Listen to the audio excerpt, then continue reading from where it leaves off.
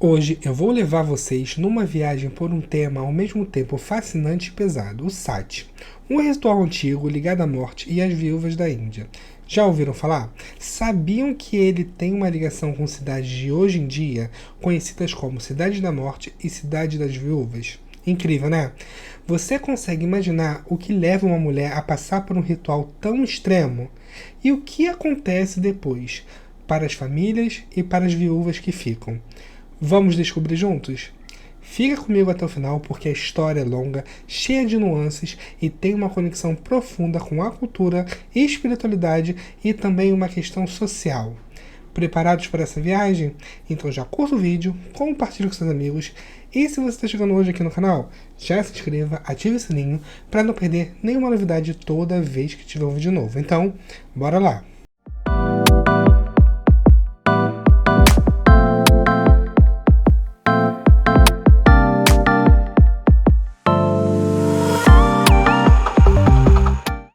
O Sati é um ritual antigo na Índia onde a viúva se imolava na pira funerária do marido. Mas você sabia que nem sempre foi assim? Vamos entender um pouco da origem dessa prática.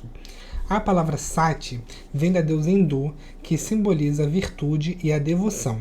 Diz a lenda que ela se imolou numa pira para provar sua fidelidade.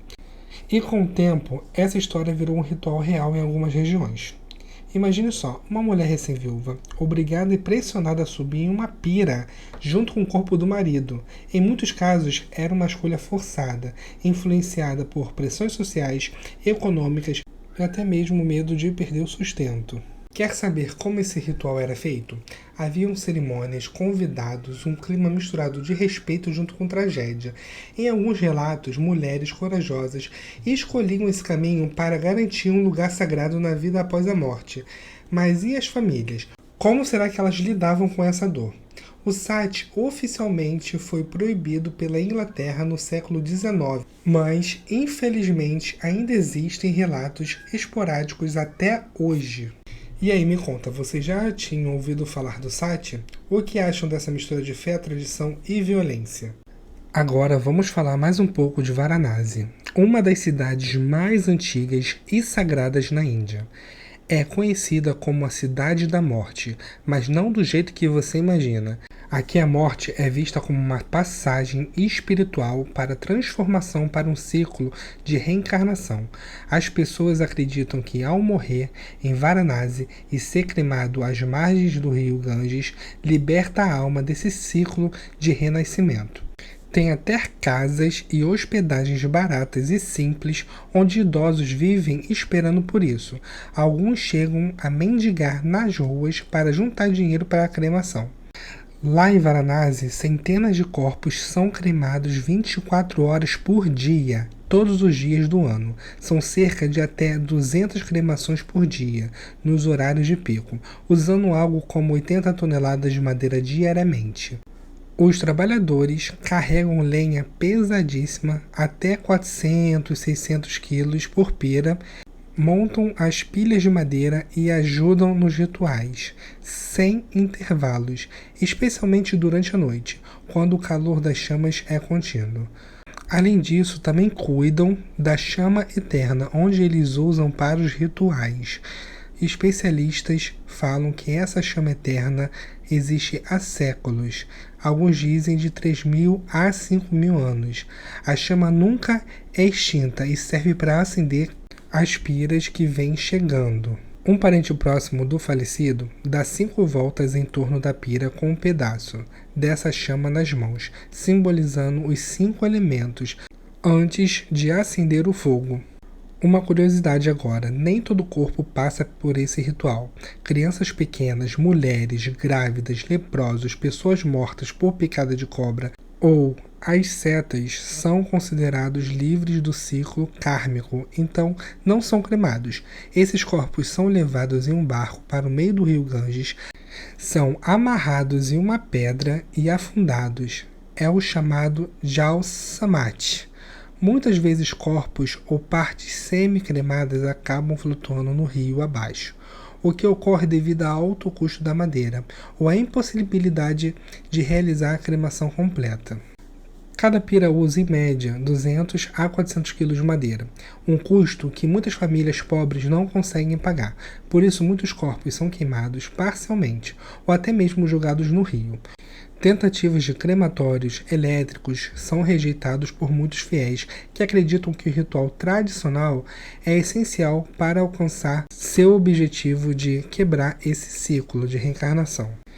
Mesmo que o forno elétrico custe uma fração do que eles gastam, normalmente para cremar é uns $6, e o gasto deles com a pira de madeira, com o ritual, com tudo, eles gastam em média de $60 a $70. Agora eu te pergunto, você teria coragem de visitar um lugar assim? Ou até mesmo viver lá? Seria uma experiência transformadora ou perturbadora? Agora vamos para Vrindavan, conhecida como Cidade das Viúvas. Aí vivem entre 15 mil a 20 mil viúvas, muitas vindas de lugares distantes, como Bengala ou Orissá, porque foram rejeitadas e desacreditadas pela própria família, após a morte do marido. Por que elas vão para lá? Muitas famílias não permitem que elas casem novamente, ou até a expulsam, por acreditar que a viúva traz má sorte. Então, Vrindavan vira um refúgio, um lugar onde podemos buscar paz e espiritualidade e encontrar mulheres nessa situação. E como elas vivem? A maioria delas vivem da pobreza. Muitas mendigam nas ruas ou cantam brajans, que são hinos devocionais. Elas cantam nos templos em troca de pequenas refeições ou doações, cerca de $1 por dia ou até menos. Sorte daquelas que contam com a família ainda, pois algumas famílias são mais modernas e não são tão adeptas a essa cultura. Muitas vivem em quartos compartilhados ou alojamentos improvisados, dividindo o espaço apenas com outras viúvas. As mulheres acordam bem cedo para orações nos templos, cantam até às 10 horas da manhã.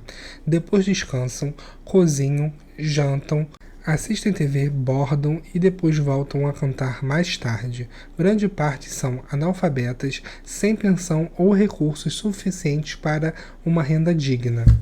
Para muitas, a cidade significa também encontrar solidariedade, compartilham histórias, uma ajuda a outra e assim elas vivem, voltando o resto das suas vidas para a religião.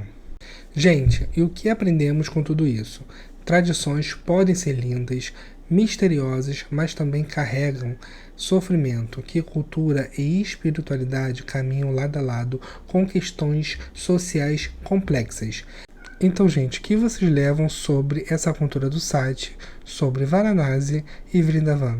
Me conta aqui nos comentários o que mais te impressionou e te fez pensar. Não esqueça de curtir o vídeo, compartilhar para que mais pessoas conheçam essa história e, claro, se inscreva no canal para a gente continuar viajando por histórias incríveis assim. Até a próxima. Tchau, tchau!